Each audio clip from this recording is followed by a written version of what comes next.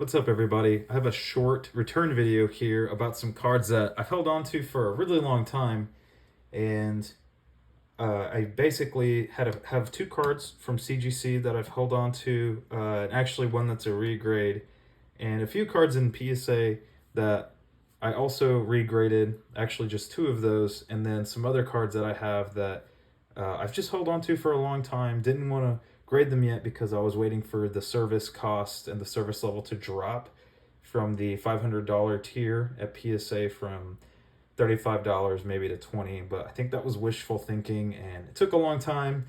I think July was the last time that price drop occurred for cards that were valued 500 and above, and I went ahead and just, I went ahead and bit the bullet and submitted them because I was tired of them being in top loaders and I just wanted them slabbed up. And these are cards that I was thinking, well, they've been slabbed up for a long, or they've been in top loaders for a long time, and finally, I just wanted to get them slabbed up and see what they graded. And I knew they would grade really high, but I was not expecting the results that I got today, or actually the last few days. So I'll go ahead and jump into that. And so, one card that I was, I actually graded with BGS that didn't grade the way I wanted to was this Faded Time Wizard. So as you can see the grades, but I'm trying to make it a surprise, but it is what it is. As you can see, super minty card. I did not grade this with the correct service level to get the missing ink label on it, but you can kind of tell that it is a very faded Time Wizard. It got a PSA 8, and then it got a BGS 9, and with CGC, it got a 9.5. So basically a gem mint card, or it does say gem mint to CGC standards. It isn't like a slight fade. It is like a mid fade, but it is encouraging to know that this card is mint.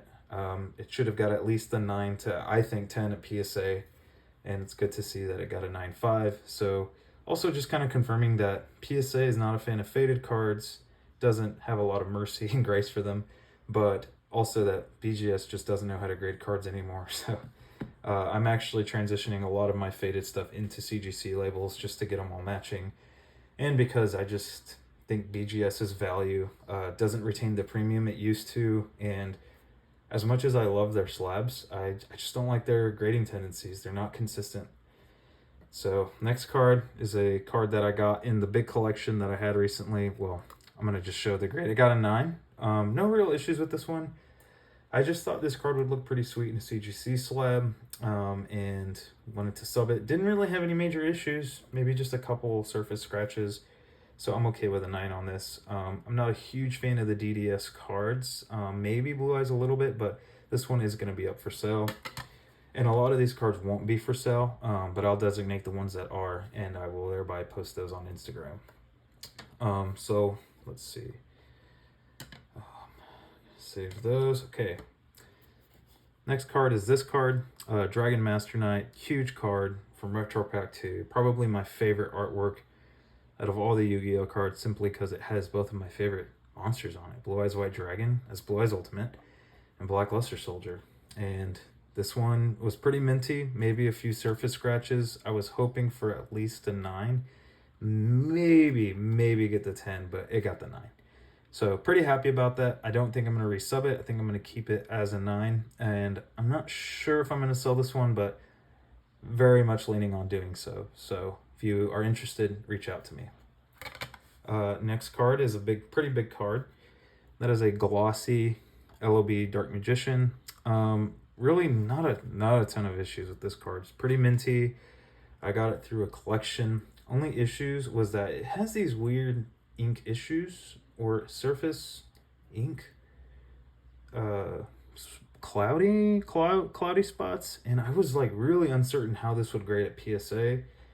I was hoping for an 8 to 9 because centering I think is too off for it to be a 10, but it got the 8. And this one will be for sale, and this one is hopefully going to cover just the cost of the submission, which was about, with the up charges, it was about, I think, $700-800 for the whole submission. So I'm estimating to get that much for this card. So hopefully this will cover all that. But yeah, beautiful card otherwise, and good for any collector. Next is Well, and those two weren't the highest hits in this collection or in this small lot. Um, but we'll move on. So next is the infamously, or I guess famously, non-reprinted Elemental Hero Airneos. I got this for about $850. I really just wanted a minty copy slabbed up. I love just the legend behind it and that it's never been reprinted and it's kind of the max rarity form of it. I thought it wouldn't get a 9 to 10 because it is a little OC, number one, and then number two, there was some slight surface scratches on the back, and it got the 9. So it got the mint 9, super happy with that. Don't plan to sell this one just because it is one of those very rare iconic cards that has kind of developed a bit of a following for its obscure back history. Just never being reprinted and not even showing up in artworks of recent Elemental Hero or Neospatian cards. So yeah, happy to have this one in the collection. Next is also a very, very rare card. I believe it was not Gezi TCG, Strictly Sealed, who did a video on the Gladiators Assault Secret Rares. And apparently this one was only able to be pulled out of one in every 64 boxes of, I think, hobby boxes of Gladiators Assault. And again, this one was really minty. It had a few surface scratches in the front. I was hoping for at least a 9, and it got the 8. So, you know, just missed the 9. I am thinking about resubbing this to hopefully get at least a 9. This is going in the personal collection. I did not get upcharged for this somehow, and I actually only got upcharged for 2 cards. So somehow didn't get upcharged for this because I believed, or maybe the service level was $1,000. Actually, in hindsight, not quite sure. But yeah, I don't know how I didn't get upcharged for this or the Magic formula, but PSA doesn't have data on these cards for recent sales, so I guess they didn't have anything to go by, so I didn't get upcharged for those. And I didn't get upcharged for this either. This is a wavy, lower name, slightly faded Dark Magician. Didn't get upcharged for it. PSA was super merciful on this card. It looks super minty. And, you know, it kind of was. It had the small ripples in the back because of, you know, those old wavy LOB cards. They have that. And I've seen PSA grade 6s on those because of those wavy ripples. And you can kind of see it there. On the back, it also had some weird, what are they, spots? They weren't indents, but they kind of look like it, and I wasn't sure how they were going to grade this card, so I was like, well, if it gets a 6, that's great. If not, you know, great. I'd be happy with an 8, and I got a 9, so pretty happy about that. I think that is the best case scenario. I don't think it has the centering to get a 10, so very happy with that, and happy that I didn't get the extra $50 upcharge on it. Next are probably the biggest cards in the sub. And I didn't get upcharged for this one, but yeah, it's a SDY Dark Magician. I mean, this card is mint, and I thought it was pretty well centered as well, as you can see. Well, now that I look at it, yeah, it is a little OC. Fresh out of the deck box, at least presumably. I bought these raw from a person on eBay a couple of years ago now for about, I think I got this one for like $500 or so, and it got the 9. So, you know, if I were to flip it, you know, pretty good margin there to gain, but I'm going to keep this one because I don't think I'm going to get a mintier copy than this. So this will stay in the collection. And then card I did get upcharged for was the SDK Blue Eyes White Dragon. I mean, again, fresh out of the deck. I offered about 700 for this, and you can't see it. That issue, that looks about right for the issue that I had with it, and that was it. Other than that, super mint card, and it got the 9. So did get the upcharge for that, but totally okay with that because this card is just super iconic and super sweet. And it's my favorite card, favorite artwork of Blue Eyes, and I got it in a 9. So, you know, praise the Lord for that. And I did get the upcharge for that. And now that I think about it, I think I did get the upcharge on this one. But I'm not sure why, but I'm okay with that.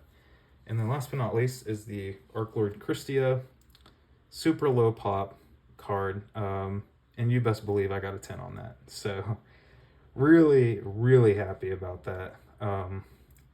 There have not been any recent sales on this. It's a pop 7 card, I believe.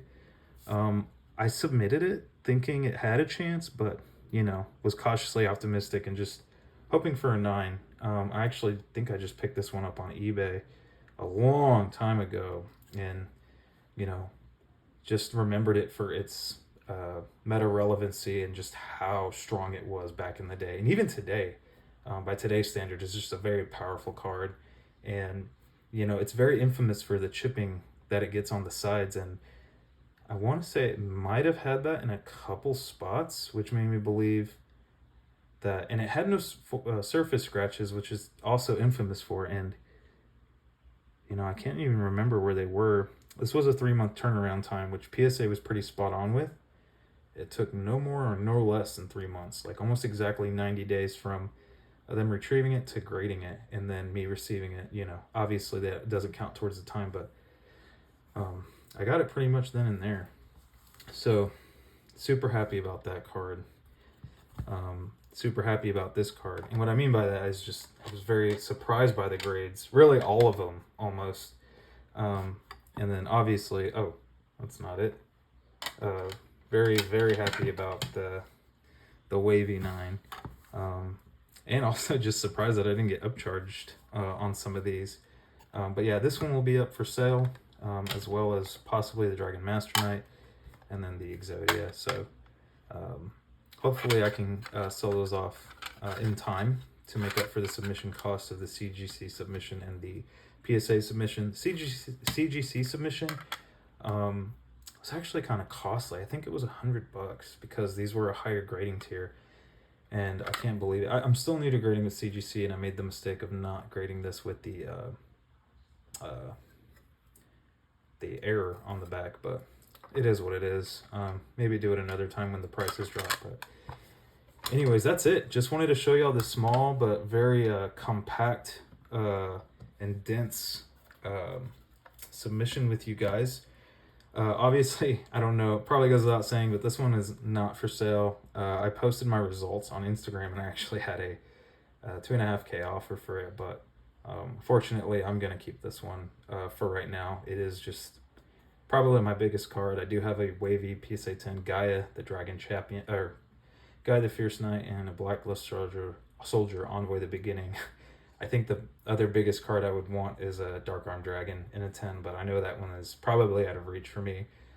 It might be an even trade. I don't even think that would be an even trade between this and that, but yeah. Anyways, that's my return. Hope you guys like the video. Feel free to subscribe. I would like to post more content, but again, don't really get a ton of feedback because I don't post a whole lot, but maybe the more likes and the more comments, the more I'll be encouraged to do so. Y'all have a good one.